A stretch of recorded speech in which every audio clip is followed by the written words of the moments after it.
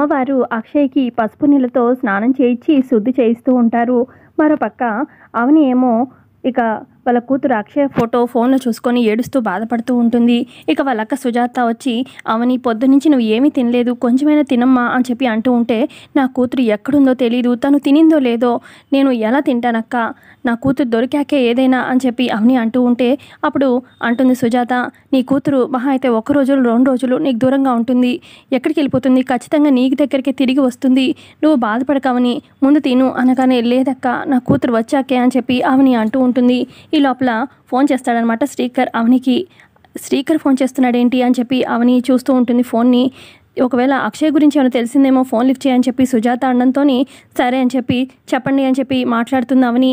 శ్రీకర్ అడుగుతాడు, "అక్షయ్ గురించి ఏమైనా తెలిసిందా" అని చెప్పి అడుగుతూ ఉంటే, అప్పుడు అవని, "ఓ ఇంకా నా కూతురు గురించి ఏమైనా జాడ తెలిసిందేమో, అందుకు ఫోన్ చేశారేమో అని చెప్పి అనుకున్నాను, ఇంకా రివర్స్లో మీరే నన్ను అడుగుతున్నారా?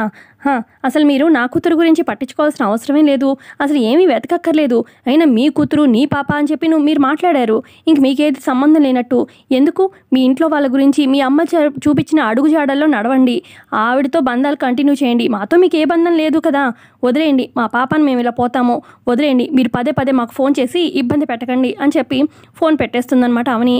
ఇక అవని శ్రీకర్తో మాట్లాడడం, ఇక శ్రీకర్ రూమ్ బయట నుంచి మొత్తం వేదవతి వింటుందన్నమాట. వేదవతి వచ్చి శ్రీకర్ అంటుంది, "ఎందుకు అవనికి పదే పదే ఫోన్ చేయడం, అయినా తను నీ కూతురు కాదని తెలిసిపోయింది కదా DNA రిపోర్ట్లో, ఎందుకు అలా పాకులాడతావు" అని చెప్పి అడుగుతూ ఉంటుంది వేదవతి. అప్పుడు శ్రీకర్ అంటాడు, "అలా ఎలా వదిలేయాలమ్మా, DNA రిపోర్ట్ చూసి మీరు ఒక నిర్ధారణకు వచ్చారు, కానీ నేను అలా ఒక డెసిషన్ తీసుకోలేకపోతున్నాను, ఏం చేయాలో కూడా అర్థం కావట్లేదు, అసలు నేను పోలీస్ స్టేషన్లో ఉన్నప్పుడు నా గురించి ఎంత తాపత్రయపడింది, నా కోసం పూజలు చేసింది, వికాస్ని కోర్టుకు తీసుకొచ్చింది, అలాంటి అక్షయ్ గురించి నాకు ఆ మాత్రం కన్సర్న్ ఉండదా, నేను వదులుకోలేకపోతున్నాను, తన గురించి ఆలోచించకుండా ఉండలేకపోతున్నానమ్మా" అని చెప్పి అంటూ ఉంటాడు శ్రీకర్. పక్క హాల్లో ఇటు వేదవతి వాళ్ళు కాఫీ తాగుతూ ఉంటారన్నమాట. వేదవతి, ఇటు పెద్దిరాజు వాళ్ళ వైఫ్ వసంత, అలాగే ఇటు కృష్ణబాబు, నిహారిక కూర్చుని మాట్లాడుకుంటూ ఉంటారు సరదాగా. ఈ లోపల పోలీసులు వస్తారనమాట. "ఏంటి సడన్గా పోలీసులు ఇలా వచ్చారు" అని చెప్పి వేదవతి అంటూ ఉంటే, "మిమ్మల్ని అరెస్ట్ చేయడానికి" అనగానే, "నేనేం చేశాను" అని చెప్పి వేదవతి అంటుంది. "అవని గారు తన కూతురు మిస్సింగ్ అని చెప్పి మీ మీద కంప్లైంట్ చేశారు" అనగానే, "ఊర్లో ఏ పాప కనిపించకపోయినా మా అమ్మే బాధ్యురాలా ఏంటి" అని చెప్పి వసంత అంటూ ఉంటే, "అదంతా మాకు తెలీదు, కంప్లైంట్ వచ్చింది, మేము అరెస్ట్ చేయాల్సిందే" అని చెప్పి అంటూ ఉంటారు ఆ ఎస్ఐ.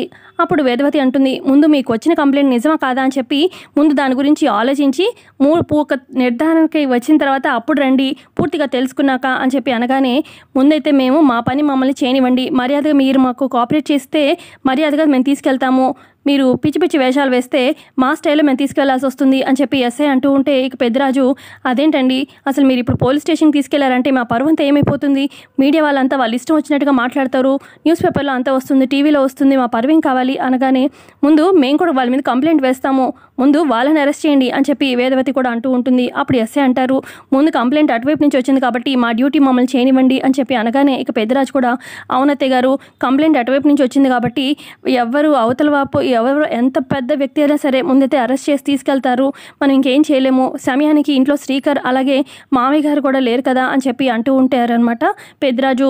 ఇక ఇటు పక్క కృష్ణబాబు, "మా అమ్మ బదులు నన్ను అరెస్ట్ చేసి తీసుకెళ్ళండి" అని చెప్పి అనగానే, "లేదండి" అని చెప్పి ఇక పోలీస్ స్టేషన్కి తీసుకెళ్తూ ఉంటారనమాట. ఇక ఇద్దరు లేడీ కానిస్టేబుల్స్ వేదవతిని పట్టుకొని జీప్ ఎక్కించి తీసుకెళ్తూ ఉంటారు. ఇక వీళ్ళు ఏమీ చేయలేకపోతూ ఉంటారన్నమాట. సమయానికి శ్రీకర్, ఇటు నాన్న కూడా లేడే, ఎలా అని చెప్పి కృష్ణబాబు వీళ్ళంతా చూస్తూ ఉంటారు. పక్క ఇక్కడ అమ్మవారేమో అక్షయ్కు స్నానం చేస్తూ ఉంటారు కదా. ఇక అక్షయ్ కళ్ళు మూసుకుంటుంది. ఇక అప్పుడే ఆవిడ ఒక మంత్రంలాగా చేస్తుందనమాట. ఇక అక్కడ ఉన్న అక్షయ్ మొహం అంతా ఫేస్ మారిపోతుంది, వేరే అమ్మాయి మొహం వస్తుంది. ఇక ఒకసారి రా అని చెప్పి స్నానం అయిపోయాక అద్దంలో నీ రూపం చూసుకో అని చెప్పి అక్కడున్న అమ్మవారు భవాని ఇలా చెప్పడంతో అద్దంలో చూసుకోగానే ఒక్కసారిగా అక్షయ్ షాక్ అవుతుంది. "ఏం చేసావు, నా రూపం ఏంటి ఇలా అయిపోయింది" అని చెప్పి అడుగుతూ ఉంటుంది అక్షయ. "ఇప్పుడు నువ్వు అక్షయ్ కాదు, అర్చనవి, నీ రూపం మారిపోయింది, నువ్వు నీ మనసులో ఉన్న కోరికలన్నీ నువ్వు నెరవేర్చుకోవాలంటే, నీ కుటుంబానికి దగ్గర అవ్వాలంటే, మీ అమ్మకి నువ్వు నీ కుటుంబంలో ఒక మంచి స్థానం, గౌరవం ఇప్పించాలి అని చెప్పి నువ్వు నీ మనసులో అనుకుంటున్నావు, అదంతా నీవు అనుకున్నంత నెరవేరాలంటే నీకు ఈ కొత్త రూపంతో నువ్వు అనుకున్నది అంతా సాధిస్తావు, నీకు ఏ కష్టం వచ్చినా కూడా నేను వెనకే ఉంటాను కదా" అలా అని చెప్పి ప్రతిదానికి నన్ను పిలవడం కాదు, ఇప్పుడు ప్రతిదానికి మనకి కష్టాలంటూ వస్తూనే ఉంటాయి, కానీ ధైర్యంగా ఎదుర్కోవాలి, ఖచ్చితంగా మీ నానమ్మ కుటుంబానికి దగ్గరవుతావు. ముందు ఈ రూపంతో నువ్వు వాళ్ళందరికీ దగ్గరవ్వు. మీ అమ్మను కూడా ఆ కుటుంబానికి చేరనివ్వు. ఆ తర్వాత నీకు మళ్ళీ నీ పాత రూపం కావాలని నీకు అనిపిస్తే నన్ను అడిగావంటే నేను నీ రూపం పాత రూపం తెప్పించడానికి ప్రయత్నం చేస్తాను అని వారు చెప్తారనమాట. అప్పటికి అక్షయ్ అంటుంది, సరే అయితే ఈ కొత్త రూపంతోని నేను నా కుటుంబానికి చేరువవుతాను. నేను అనుకున్నవన్నీ సాధిస్తాను. అయితే నేను అందరితో శభాష్ అని చెప్పి శభాష్ అక్షయ్ అని చెప్పి అనిపించుకుంటాను భవాని అని చెప్పి అలా అక్షయ్ అంటూ ఉంటే, తప్పు నువ్వు ఇప్పుడు అక్షయ్ కాదు అర్చన అనగానే, ఓ సారీ నేను ఇప్పుడు అర్చన కాదు, సరే అర్చన. ఇప్పుడు నా మనసు అంతా హాయిగా తేలిగ్గా ఉంది. ఇప్పుడు నేను నెక్స్ట్ ఏం చేయాలి భవాని అని చెప్పి అడుగుతుందనమాట. అక్షయ, నువ్వేం చేయాలంటే నీ కుటుంబం దగ్గరికి నేను తీసుకెళ్ళి వదిలిపెడతాను. ఇక అక్కడ నువ్వేం చేయాలనేది నేను చెప్తాను పద అని చెప్పి ఇక అమ్మవారు అర్చనని అక్కడి నుంచి గుడి దగ్గర నుంచి తీసుకెళ్తూ ఉంటారు. సో ఇంతే అండి ఎపిసోడ్లో చూపించింది. ఎపిసోడ్ వస్తే ఖచ్చితంగా లైక్ చేయండి.